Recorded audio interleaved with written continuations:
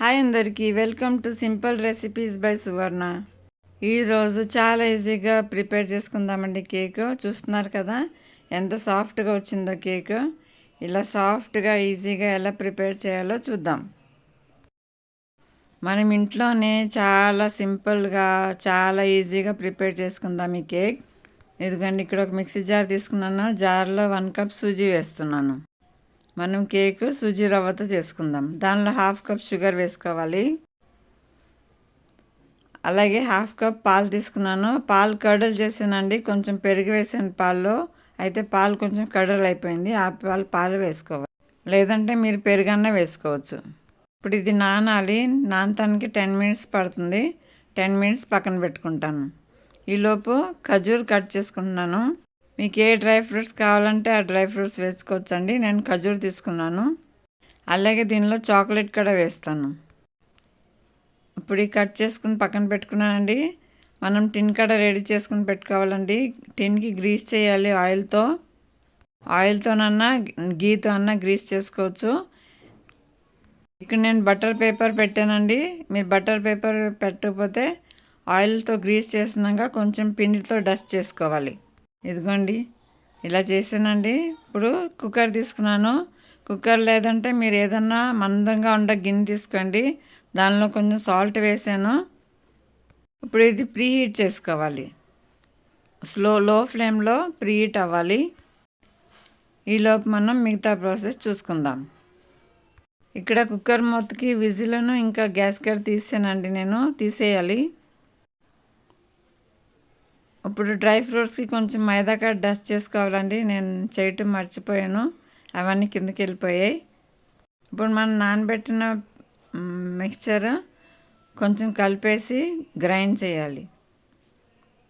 Grind చేసేటప్పుడు నేను కొంచెం మిల్క్ పౌడర్ వేసాను, ఇంకా కస్టర్డ్ పౌడర్ కూడా వేసాను. మిల్క్ పౌడర్ ఇంకా కస్టర్డ్ పౌడర్ వేస్తే చాలా మంచి ఫ్లేవర్ వస్తుంది. మిల్క్ పౌడర్తో మంచి టేస్ట్ కూడా వస్తుంది. మీరు వేయొద్దు అనుకుంటే స్కిప్ కూడా చేయొచ్చు. ఇలా గ్రైండ్ చేసిన దాంట్లో నేను బేకింగ్ పౌడర్ వేస్తున్నాను. బేకింగ్ పౌడర్ 1 స్పూన్ వేసుకోవాలి. అలాగే బేకింగ్ సోడా కూడా వేసుకోవాలి, అది 1/2 టీ స్పూన్.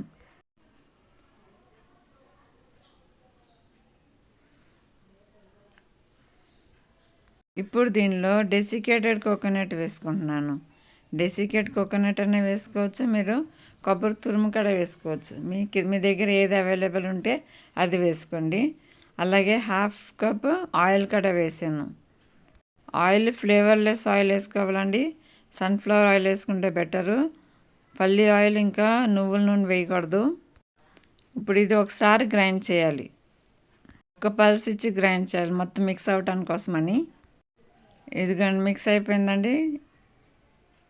ఇలా మొత్తం మిక్స్ అయ్యేలాగా మిక్స్ చేసుకుని ఇప్పుడు మనం కేక్ టిన్లో వేసుకోవాలి. చాలా ఈజీగా అయిపోతుందండి. మనం ఎక్కువ గిన్నెలు కూడా చేయాల్సిన అవసరం లేదు.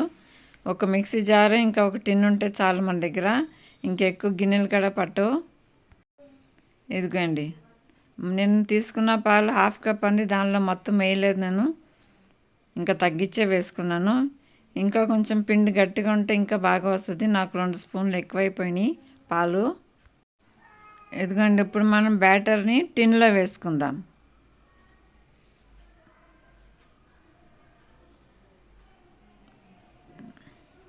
బ్యాటర్ కన్సిస్టెన్సీ రిబ్బన్ కన్సిస్టెన్సీ ఉండాలి. ఇప్పుడు మనం తీసుకున్న డ్రై ఫ్రూట్స్ అవి దీనిలో వేస్తున్నాను.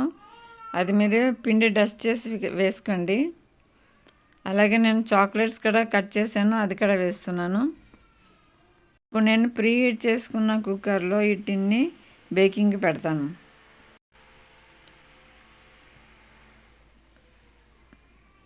ఎందుకంటే నేను చూపించే విధంగా పెట్టుకోవాలండి.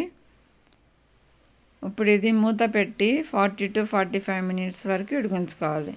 నాకు 45 to 50 మినిట్స్ పట్టిందండి. ఎందుకంటే నాకు బ్యాటర్లో 2 స్పూన్స్ పాలు కొంచెం ఎక్కువైనాయి.